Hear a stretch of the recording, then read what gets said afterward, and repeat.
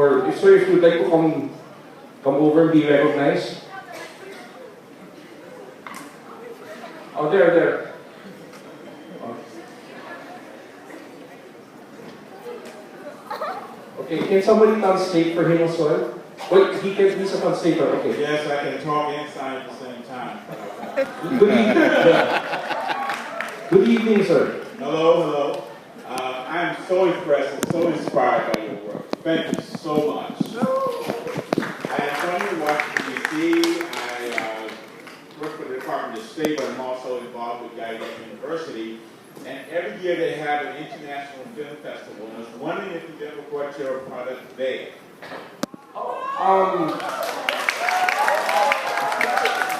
We've been to North America a lot, but we haven't been to, which state is this? This is in Washington, D.C., the capital. East Coast. That is the world's only liberal arts university for the deaf.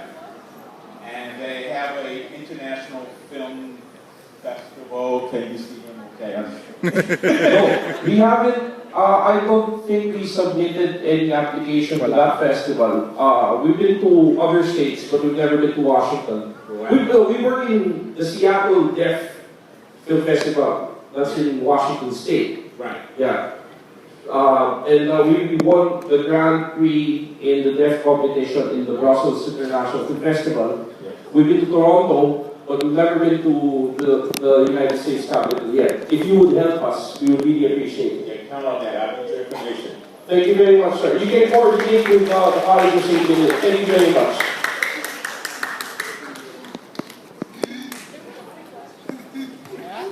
Does anybody have any questions? You can come and ask. No questions? No? Meron na? We're in Baguio. You said the wrong language. Yeah.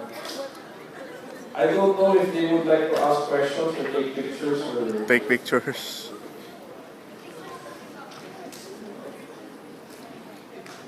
Giselle Montero.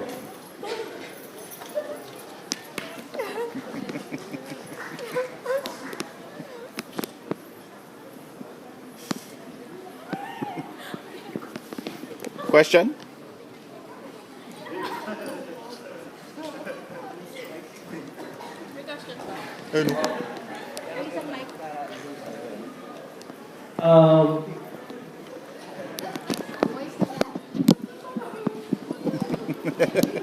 Ibang cast. Sige po. There's a question here. Yes. My name is Joseph. My sign is this. I have a question. I'm just curious.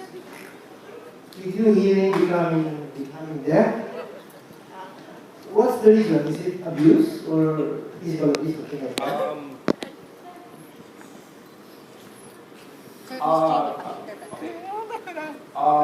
It was because she abused her hearing because she could hear her father's voice in her head, so she wanted to hear loud music.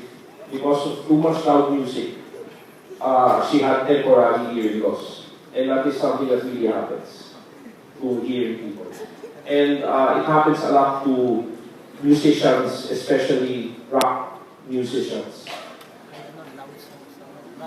Loud music. And it usually happens also to drummers, because that's why some drummers, they use earplugs while they're playing to protect their ears. Thank you daw. Anybody else has a question? Okay. Can you translate what? What kind of inspired you to tell this story? Oh, okay. The inspiration for this story, I have a friend. I'm also from LaSalle. I went to LaSalle Green Hills High School. If you notice there, the movie was full of Binilians. All of the deaf here, that was the Silent Steps 4 years ago. We We shot a lot of the scenes in the Salvini Hills. It had the blessing of the Lasallian brothers. Now, the inspiration for the film was a fellow Lasallian named Rafi Velosa. I based Rafi Mendoza on Rafi Velosa. He is a special education teacher who holds a camp that mixes deaf and hearing kids. And he told me about this. Then he told me that at the start of the camp, the deaf and the hearing, they don't like each other. Then when they play games, they slowly get to know each other. Then soon, sometimes, a hearing and a deaf get into a relationship. So I said, I think that is a good story for a movie. And that's what I did. And I learned more about the deaf, especially when I met Nomalito and the Silent Steps. And I found out that they wanted to say more. So originally, the film was supposed to be only about the camp. But what I did was, I went beyond the camp. So that was based really on a real person who is a fellow Lasallian. He is now the principal. Rafi Velosa is now the principal of De La Salle Lubang Integrated High School. So if ever you're in that campus, you can go say hi. He can sign. He's a good, he's a special education teacher. Any more questions? Ito.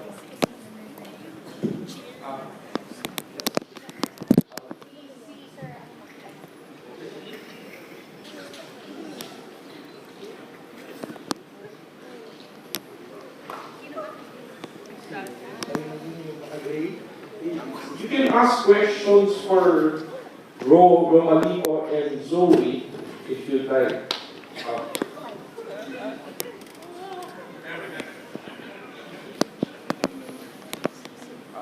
I would like to ask Romalito.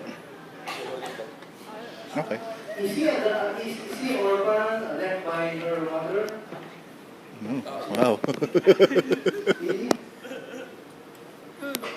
Like the mother that you saw, you look at each other. And after that, you said you love your mother. I'm confused. Did she left you before when you were little or what? Romalito said yes. Really, in real story, I left my mother. I'm looking for my mother. I had a certificate to show, but when I knocked on the door, I got depressed because we didn't pay. So I remember that my mother, when I was 19, I was crying. And I thought that my mother wasn't good for me.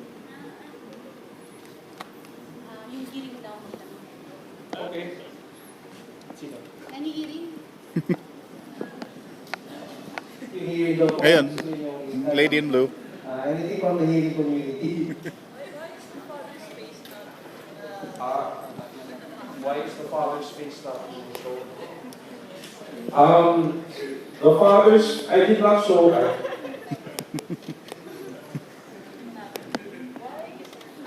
Why is the father's face not shown?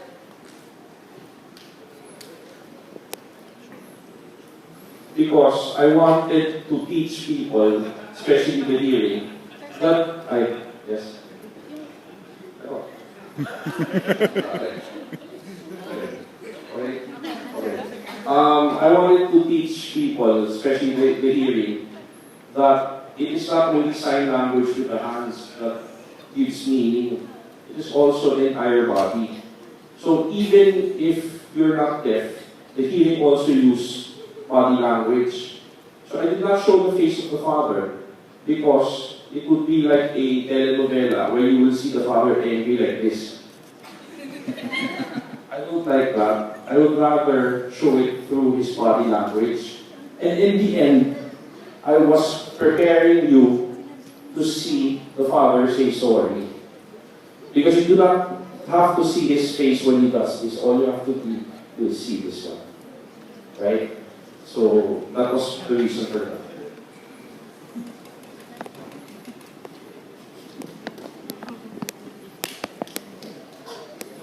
Sige.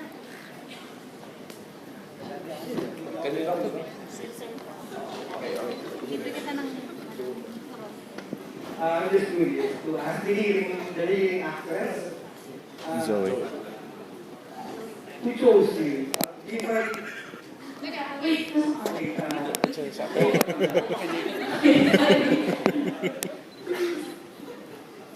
girl, going in white? White dress? Huh? Yes, the girl in white dress.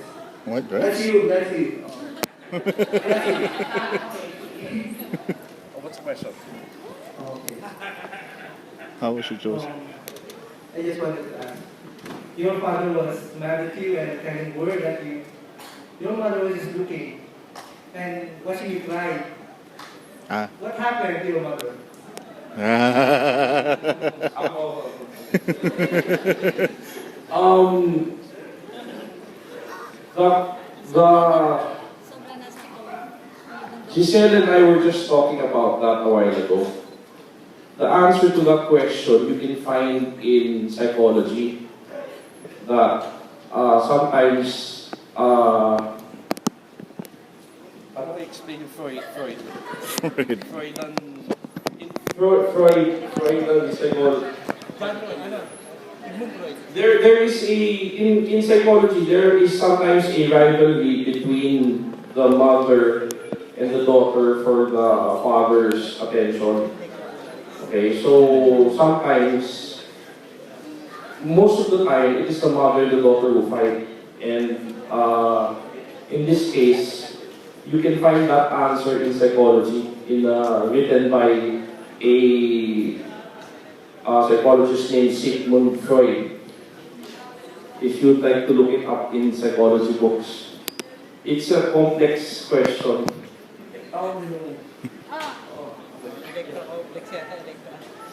Not necessarily.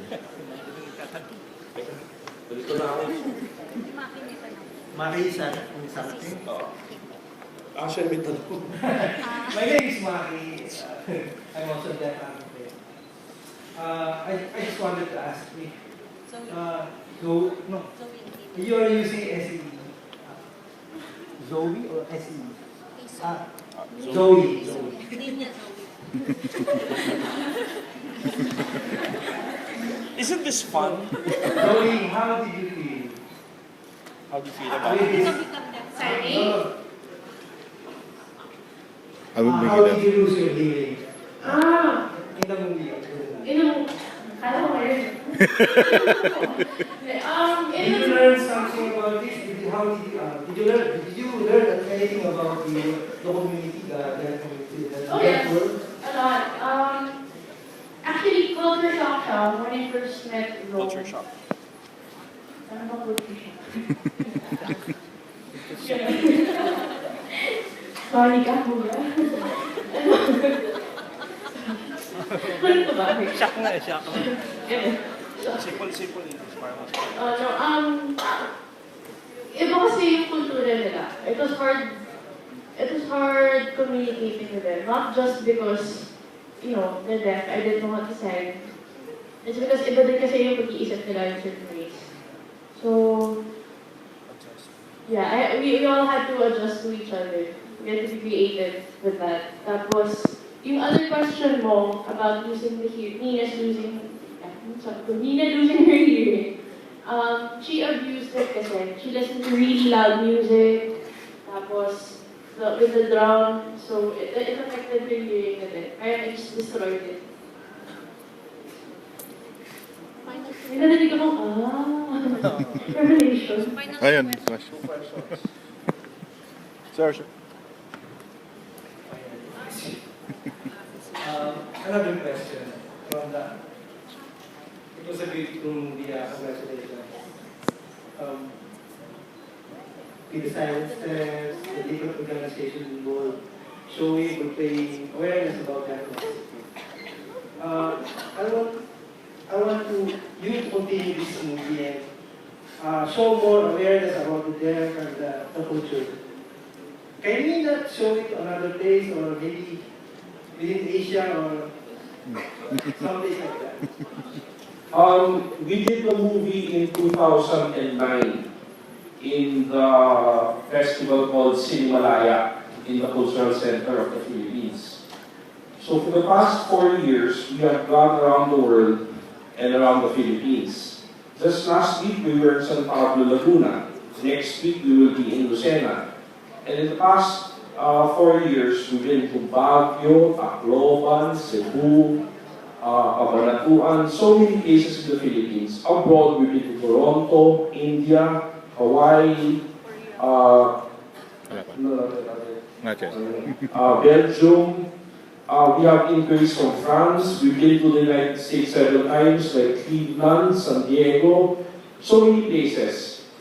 Now, we did not release this on DVD because it will be pirated and people would not watch as seriously as we want them to. So we hold special screenings so that you can focus on the film and really get its message. We will not release this on DVD. We will not release this on TV. Please tell your friends that we have a Facebook page. Please go to our Facebook page and like it. And there we will post where and when we will be screening it. So you can tell your friends, your family, or even you can watch it again. So all the schedules are in the Facebook page. Then you can also go there to look at the albums so you can see everything that we've done for the past 4 years. Our trips abroad, the awards that we won, the other screenings. You will see so many pictures so that you will know that so many people have watched it. If you want your friends and family to watch it, please wait for the announcement for the next screening.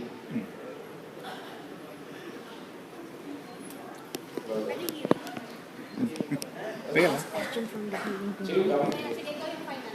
Siya muna.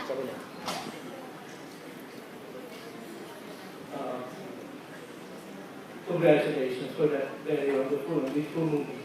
And with those awards that you received, it's a new idea. And do you have another new movie? We're working on a couple of projects, but unfortunately, it's not about deaf people. Now, Giselle and I were just talking about it a while ago as well, that somebody else should do a deaf movie.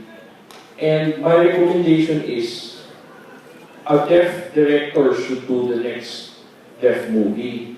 Because if I do another deaf movie, people might think that I am the only director that does deaf movies. It has to be somebody else. So I encourage people who would like to make a deaf film to do their best to make one.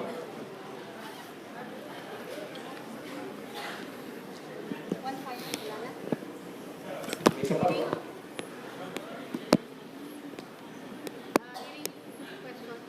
Hearing ka po. Deaf rin. Kung pwede daw po yung last question coming from the hearing community. Since yung mga nakakang questions po mga definite. Anyone from the hearing who wants to ask questions? Kung wala, wala. Maybe we can Talk about it. you can come over if you want to have your picture taken. Siguro, you know, stage. Introduce each one. Say mga names. Okay. Oh, I'm Zoe Sanderas. I play Nina. Okay, pasok mo na lang. Sabihan niyo po.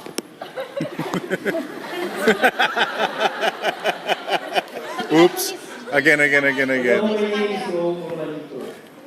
Romalito nangyari. Siya si Kiko.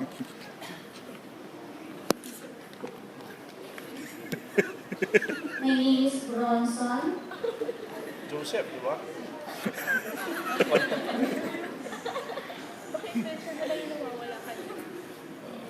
Si... Siya yung na-remember niyo yung nawawala ka niya. Yeah. The president. Ako po si Angie. Ako po yung gumanap na teacher ni Julia. Choreographer. The choreographer. My name is Myra. That stage. I'm the coordinator of the dance for the silent step.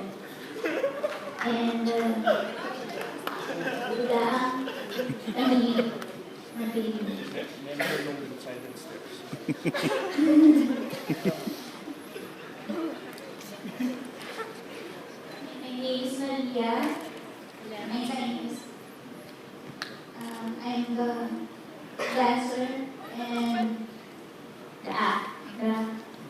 Member silence. member of the Silent Strike. Parents, siguro na. And my name is Hilario. I'm the father of Julia. Melissa, his name is. I'm the mother of Julia. I'm from Baguio. Sorry.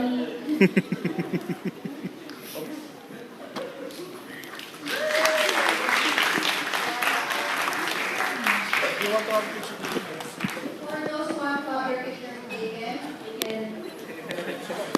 Come up to the stage. Those who need or their signatures, please line up. There's a form outside. Please approach the table outside.